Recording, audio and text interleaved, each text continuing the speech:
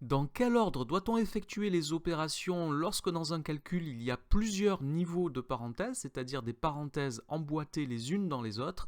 C'est ce que nous allons apprendre à faire dans cette vidéo que vous retrouverez sur le site monclasseurdemaths.fr.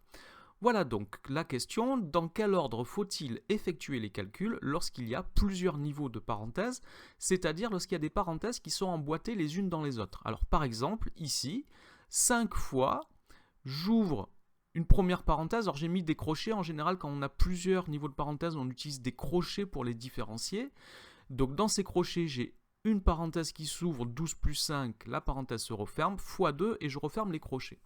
Donc ici, j'ai plusieurs niveaux de parenthèses ou de crochets et la question est qu'est-ce que je dois commencer par faire comme calcul? Alors nous avons ici plusieurs niveaux de parenthèses et c'est très important d'être capable de les identifier. Donc ici, c'est la parenthèse. Les parenthèses orange sont à l'intérieur des crochets que j'ai mis en vert. Le premier travail que vous aurez à faire dans ce genre d'exercice, ça sera d'identifier les niveaux de parenthèses.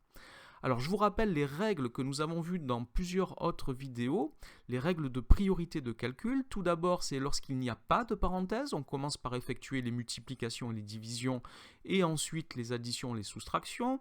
Quand nous avons des opérations qui ont la même priorité, on les effectue de la gauche vers la droite, c'est-à-dire dans le sens de la lecture. Et nous avons rajouté dans une autre vidéo que les calculs entre parenthèses doivent être effectués en premier. Alors on va rajouter maintenant une règle qui nous dit que s'il y a plusieurs niveaux de parenthèses, on doit commencer par les calculs dans les parenthèses les plus intérieures. Alors les parenthèses les plus intérieures, ici par exemple dans l'exemple, sont les parenthèses orange qui sont à l'intérieur des crochets verts. Alors si j'applique cette règle de calcul à ce calcul précisément, je dois donc effectuer en premier ce qui est à l'intérieur des parenthèses orange, c'est-à-dire la somme 12 plus 5. J'obtiens donc 5 fois 17 fois 2 entre parenthèses ou entre crochets. Ici, j'ai laissé des crochets, mais j'aurais très bien pu mettre des parenthèses à la place des crochets.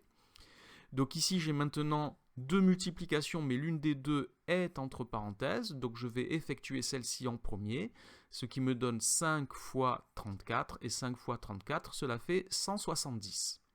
Voilà pour ce premier exemple. Deuxième exemple, je vais calculer 60 divisé par entre crochets 3 fois entre parenthèses 6 moins 2. Donc je dois repérer d'abord les niveaux de parenthèses.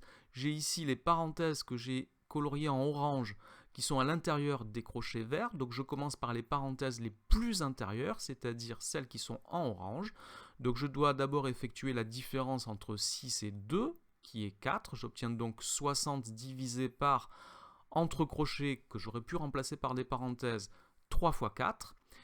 Le calcul entre parenthèses ou entre crochets ici est prioritaire. Je dois donc calculer 3 fois 4 en premier, ce qui me donne 60 divisé par 12. Et 60 divisé par 12, cela fait 5. Voilà pour ces deux premiers exemples. On va travailler sur trois autres exemples. Le premier, le voici. 8 plus 16 entre parenthèses divisé par 3, le tout entre crochets multiplié par 2. Alors toujours pareil, je commence par identifier les niveaux de parenthèses ou de crochets. Donc la parenthèse orange à l'intérieur des crochets verts. Je commence donc par les parenthèses les plus à l'intérieur. Donc je calcule d'abord la somme 8 plus 16, ce qui fait 24. J'obtiens donc entre parenthèses 24 divisé par 3, le tout fois 2. Donc ici j'ai remplacer les crochets par des parenthèses, puisqu'il n'y a plus qu'un seul niveau, il n'y a plus de raison d'avoir des crochets à la place des parenthèses.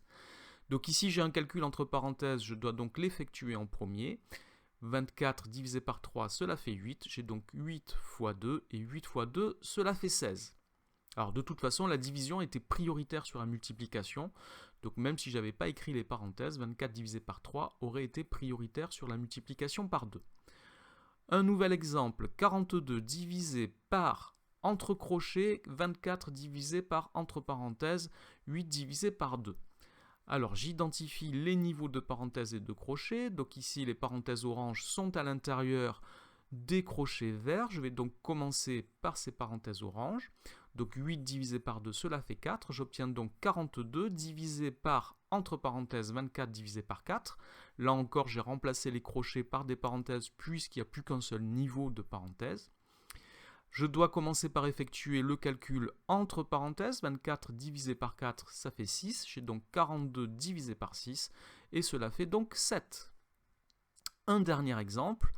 6 plus 14 entre parenthèses divisé par 12 moins 7 entre parenthèses. Alors ici, en fait, on a un seul niveau de parenthèses car les deux parenthèses que nous avons, entre parenthèses 6 plus 14 et entre parenthèses 12 moins 7, ces deux parenthèses ne sont pas imbriquées l'une dans l'autre. Donc ici, je peux effectuer simultanément les deux calculs. Je n'ai pas besoin de faire une étape avec 6 plus 14 et ensuite une étape avec 12 moins 7. Je peux calculer 6 plus 14 d'une part, ce qui fait 20, 12 moins 7 d'autre part, cela fait 5. Et comme il n'y a pas d'interférence entre ces deux parenthèses, ça ne pose pas de problème. Et 20 divisé par 5, cela fait 4. Voilà pour ces exemples de calcul avec plusieurs niveaux de parenthèses. Il faut connaître toutes les règles de priorité des opérations, les priorités de calcul, pour pouvoir réaliser ces calculs sans erreur. Cette vidéo est maintenant terminée. Merci de l'avoir regardée. N'oubliez pas de lui donner un j'aime et de vous abonner à la chaîne. Au revoir.